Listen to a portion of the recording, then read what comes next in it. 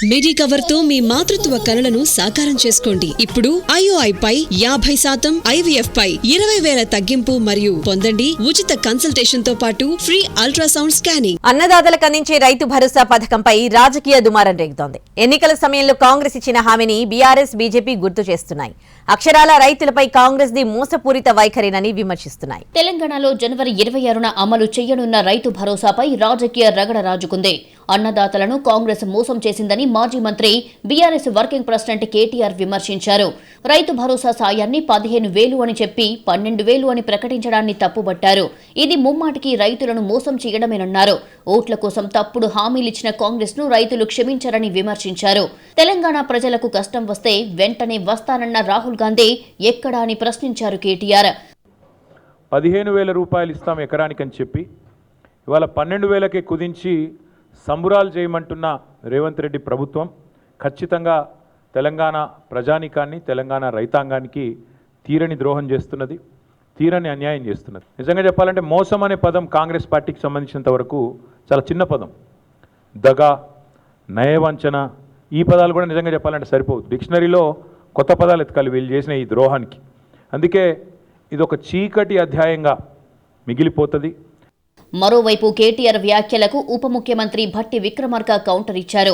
BRS 10 ఏళ్లు అధికారంలో ఉండగా ఏనాడు రైతుల గురించి పట్టించుకోలేదని ఆయన విమర్శించారు. రాష్ట్రంలో భూమి లేని నిరుపేద వ్యవసాయ కూలీలు ఎప్పటి నుంచో బాధపడుతూ ఉన్నారు కదా. బుద్ధి ఉందే వాళ్ళకి. 10 ఏళ్ళు ధనిక రాష్ట్రం చేతిలో పెడితే వాళ్ళ గురించి ఒక్కరోజైనా ఆలోచన చేశారా? చేయలేదు కదా.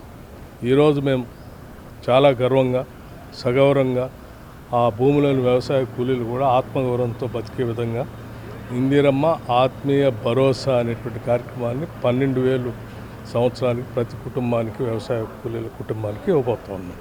రైతులను రేవంత్ సారథ్యంలోని కాంగ్రెస్ సర్కార్ మోసం చేసిందని బీజేపీ కూడా విమర్శించింది. గతంలో ఎన్నికల సమయంలో రైతులకు 15,000 భరోసా కల్పిస్తామనిచ్చిన హామీని తప్పారని బీజేపీ ఎంపీ లక్ష్మణ్ గుర్తు చేశారు. అలాగే ఎక్కడా రైతు కూలీల గురించి ప్రస్తావించలేదని విమర్శించారు.